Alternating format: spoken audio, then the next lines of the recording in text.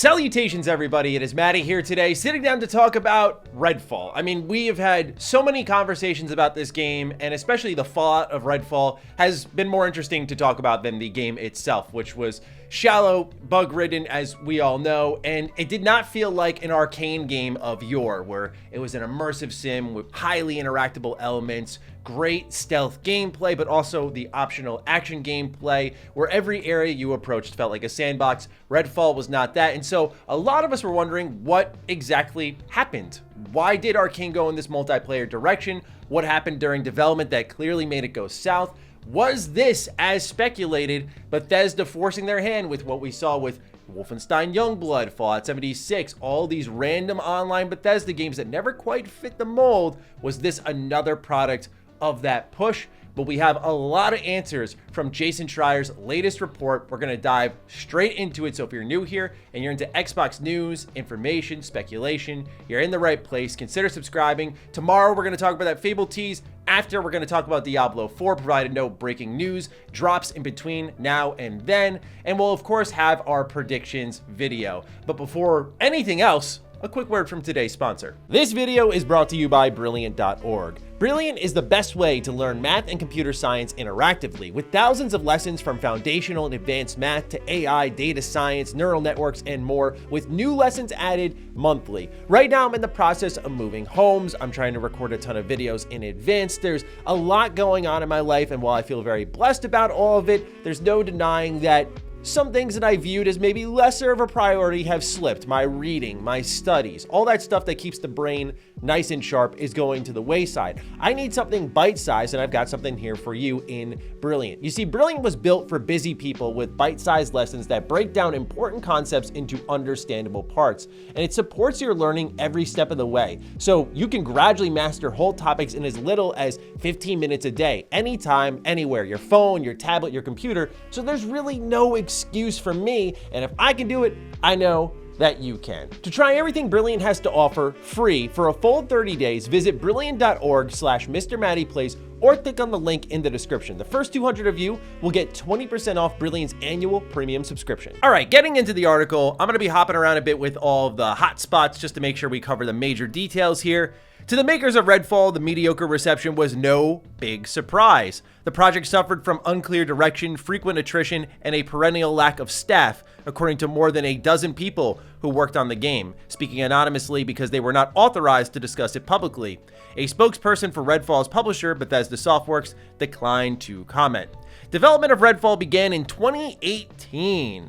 At the time, Zenimax, the large, privately held owner of Bethesda Softworks, was looking to sell itself. Behind the scenes, the company was encouraging its studios to develop games that could generate revenue beyond the initial sales, a popular trend dubbed games as a service, which was taking off in the late 2010s thanks to lucrative hits like Overwatch and Fortnite. According to people familiar with the process, Zenimax was strongly urging developers at its subsidiaries to implement microtransactions, of course, as he describes here, recurring opportunities within games for players to spend real money.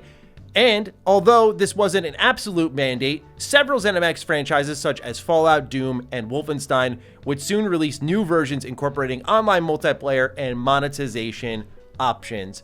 Let's pause there. This has been the speculation from all of us for a long time that this Redfall felt like a product of the Bethesda mandate from long ago, with Fallout 76, with Youngblood, of this has to be a service game, this has to generate long-term revenue. And a lot of people ask why. We'll get into it a bit with this article, but as it'll shine a light on, and I'll discuss here now, is a lot of Bethesda games before that were high quality, but were flops. Wolfenstein 2, which was absolutely fantastic, did not sell as well as the original game.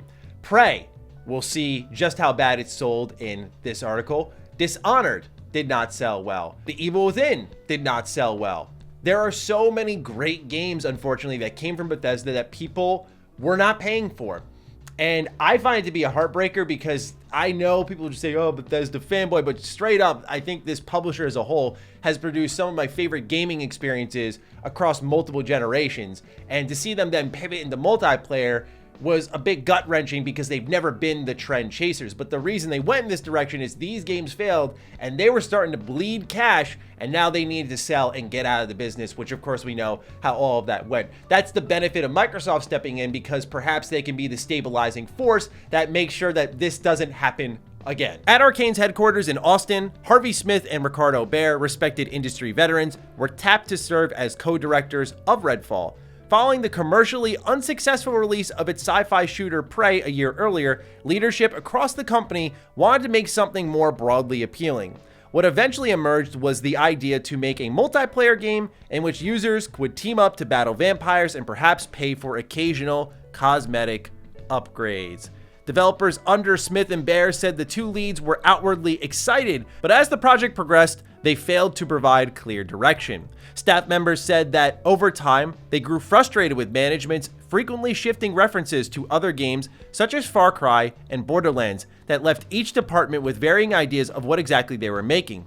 Throughout the development, the fundamental tension between single-player and multiplayer design remained unsolved. Smith and Baer did not respond to requests for comment. This is a tough pill for me to swallow because I read the tea leaves back with Deathloop, as many of you know, and I said with the multiplayer component, I don't know. Now, of course, hindsight 2020, yeah, does Deathloop look a million times better compared to Redfall? Of course, but when I started to see them leaning into multiplayer a bit, I was a little worried because I thought, we saw how that went when, say, Bethesda Game Studios went from all that great single player open world stuff to saying, hey, let's make it multiplayer. And so when I see just how Arkane's produced some of the best games of all time, as far as I'm concerned, Dishonored 1 to Death of the Outsider are all masterpieces. Prey speaks for itself, another masterpiece. So that's why it stings the most. But what hurts here is that Creative had to make a ton of sacrifices on probably what they genuinely wanted to make to get something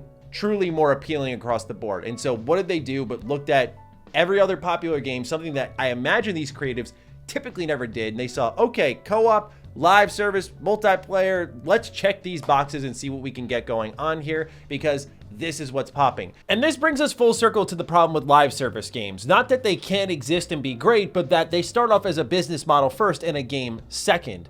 And what happens is when they are designing by business a team of typical creatives, obviously you see the conflict of interest here and why Redfall went straight into a brick wall. Now, what is unfortunate about trend chasing, as a lot of us consumers seem to note, but I don't feel like a lot of developers consider, is games take a long time to come together. Now it's about 5 years on average it takes for a game to come together.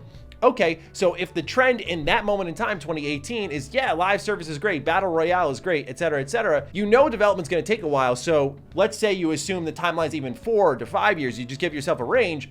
Okay, by then, the industry will have shifted. It shifts year to year. So yeah, there has to be some type of luck involved, no doubt about it, but I'm just surprised at how barren on a creative level things got, where they just had to chase the trend and hope it played out well for them, because that's how lost they were when it came to making some of these games more popular. Do I think they deserve that popularity? Absolutely. I've said it so many times, it's nauseating here and on Defining Duke. If you have yet to play any of the Dishonored games, if you have yet to play Prey, this is your chance. Go see why people were really upset about Redfall. Otherwise, you're missing a lot of context, because they have made special video games. Arkane was also perpetually understaffed, said people familiar with its production.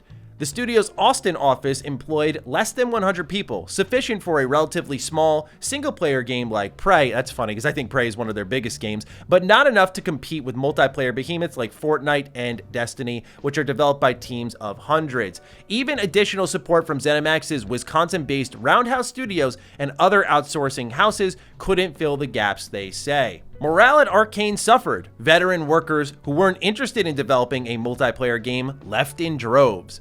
By the end of Redfall's development, roughly 70% of the Austin staff who had worked on Prey would no longer be at the company, according to people familiar, as well as a Bloomberg analysis of LinkedIn and Prey's credits. This makes so much sense. If you recall in my review for Redfall, I sat down and said, who the hell made this? It doesn't feel like Arkane. And especially when you look at their last game, Prey, again, you hear me say it multiple times in the video, what the hell happened?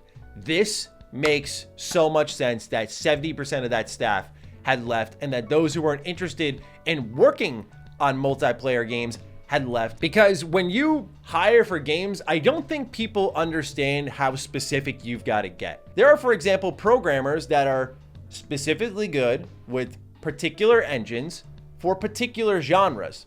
So when you are Arkane and you are hiring for your in-house engine, or in this case, Unreal, which is a little bit more marketable, a little bit more publicly available, but for a looter shooter, when all of your previous games had none of these elements, it's now a new, for example, programming challenge to incorporate this into your game. So you're almost working backwards against the talent there. And not to underestimate their talents, of course they can figure it out, but it's gonna take longer. That's where the pipeline gets backed up. That's where you encounter issues. And now you're really going against the grain. Even here, you bring in extra hands. There are only so much extra hands can do. They have to be tailored to the type of game that you're building here. Why do you think Fallout 76 was a disaster despite having more staff on that game than any other previous Bethesda Game Studios game? Because all of that talent was hired for single player open world RPGs, and suddenly it's a multiplayer live service open world game. And that is a wildly different task list, skill set, etc. And it's frankly unsurprising because the level design spoke for itself. When I was walking around Redfall, there were just moments I thought, there's no way this is Arkane. It really truly felt like a different developer, and the reality is so much of the talent that made them before that is gone. So in a sense, it is.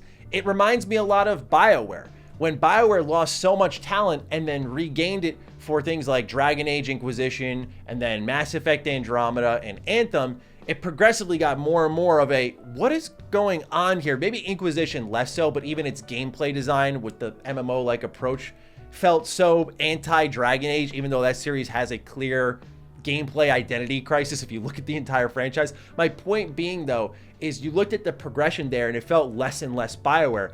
Why are we having a moral structure to my dialogue responses where it's just like you're plugging a hole for every conversation? What if I want to interpret that for myself? What if I want to say something different? Why aren't there more options provided? Why does it always have to be 4, etc., right? They continued to work against what they were built for, and gradually it felt less and less like the company beyond just a label on the box. So same thing happened here with Redfall, and seeing that 70% of the staff left and they had to rehire makes a ton of sense. Filling vacancies became a challenge within the industry. Zenimax had a reputation for paying lower than average salaries, and convincing some progressive or moderate video game developers to move to Texas could be difficult due to the state's conservative social policies. Since Redfall wasn't yet announced, the studio couldn't describe its details to prospective employees, a predicament that exacerbated the staffing issues, sources familiar with the process said.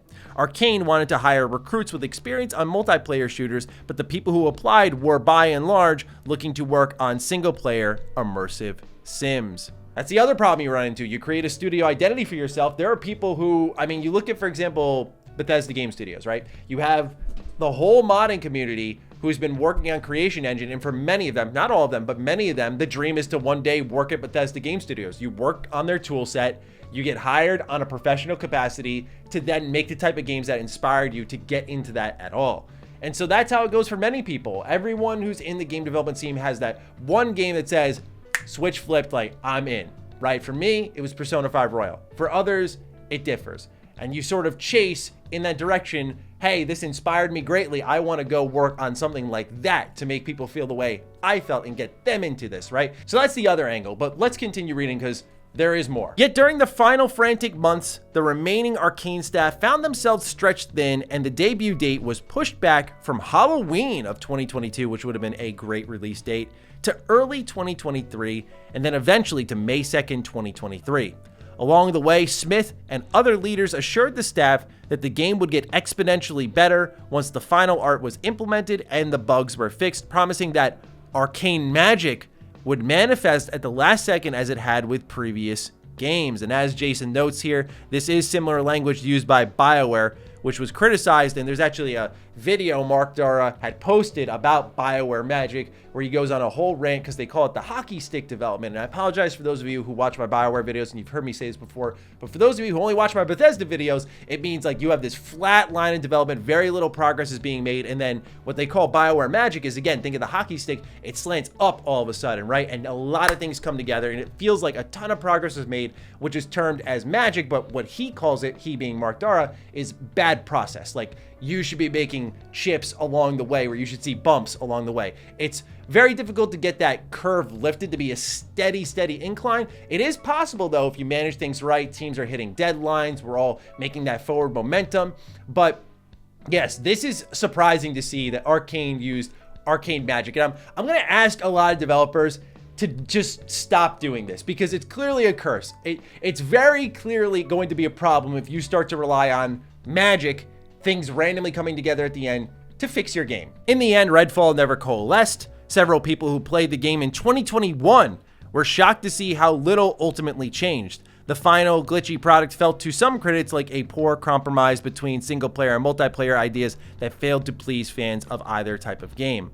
Harvey Smith recently said in an interview with the website Eurogamer that early on he pushed back against the compulsory inclusion of an in-game store, but people who worked on the game said the remarks didn't square with how things actually played out. For the first 3 years, Redfall had a significant microtransaction plan in place. Only in 2021, with games as a service growing more controversial among gamers, did Arkane finally scrap its unwieldy monetization plans. Oh boy. So this is interesting because I was at the Redfall preview event, and this is where it does feel a bit uncomfortable, because I know some of these developers got to walk the line of pleasing corporate, being appealing to us. But sometimes this is where I think just showmanship bites you in the ass. So when we were sitting down to have this game presented to us, it was very much like a rah-rah kind of presentation. When he said no in-game stories, like, we don't do that. We don't want it to be invasive. We don't believe in that. And to see this afterwards, where it's like, yeah, it was a part of the plan. I know maybe they as a team don't believe in that, and I think that's what he was trying to convey without obviously throwing under the bus what was transpiring beforehand.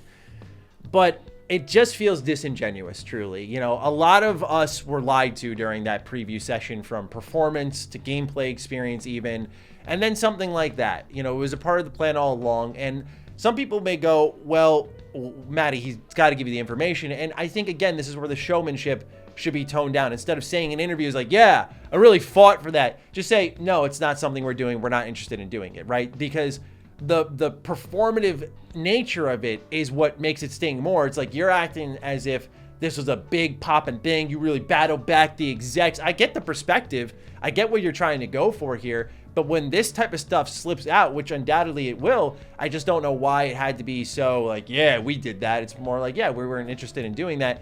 And if the truth comes to pass, you don't end up looking a little foolish for it. One last thing to get into here, which I have some thoughts on, is Jason said on Twitter, speaking of PR, one thing that got cut from the article is that many people I spoke to blamed Prey's commercial failure on Bethesda's PR/marketing department for withholding review copies, among other issues. And then he asked if anyone remembers the Save Player One campaign that they launched. And yeah, look, man, I know this burns bridges, but this game came in hot. I got this game, Redfall, a weekend early. But what I gotta say is this oftentimes isn't just a Bethesda problem. I got Ubisoft games like Assassin's Creed Valhalla or Assassin's Creed Odyssey with a week to play them, and you know how big these games are. A lot of these companies hope that in the crunch process you make concessions, you glaze over issues, but Bethesda's always been a little bit weird with review copies. I was stunned I got one for Redfall, to tell you the truth. Doom was one that didn't have review copies go out until after the game had released. The embargo for Redfall didn't lift until the game was out, and we know how this goes. Bury the reviews, let people blindly go in, quote, judge for themselves, end quote, and find out if they end up liking it, and maybe have the narrative go in a different direction, but don't just outright bury the game and have reviews come out 2 days beforehand, or in the case of Diablo, like a week before the official launch, and just really let them marinate and let it circulate. You don't want that, right? So I get why they do it. I get it's their job to do it. But again, it's just a crummy feeling. And Bethesda historically has not given people, in my experience, a ton of time. Like even something like Dishonored, Death of the Outsider. I remember I got a day before. It was a 6-hour game, so I got my review out in time. I remember Rage 2. I got maybe a few days beforehand. This is just something that's always happened with Bethesda. They're super old school, and I hope for Starfield it changes. Like, I know people from Bethesda watch my content, so I do hope the message gets across. Like, I hope this type of stuff changes, because as a content creator, and I'm sure I speak for other reviewers in the press, by the way, I know there's a big separation between us, apparently, but when it comes to reviews, man, I mean, we just need time.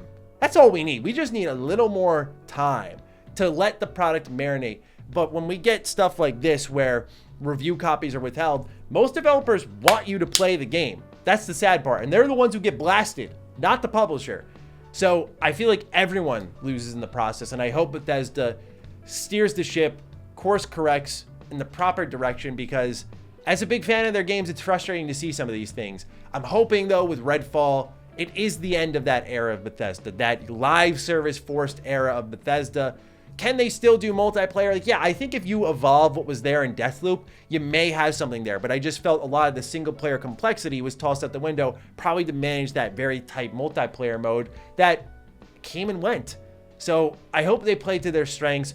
Starfield looks to be the beginning of that. Hi-Fi Rush felt like something along those lines. It felt like old Bethesda was back with these cool experiments, these great single-player games, and I understand the business realities, but as a fan of especially Bethesda games, I truly do hope they start to turn it around here, and that this is the end of that era. They're no longer in the business of trying to sell themselves. They're no longer in the business of trying to pump up live service, and that they can focus on what they've always done right, thanks to things like Game Pass, Microsoft in the back pocket, etc., etc.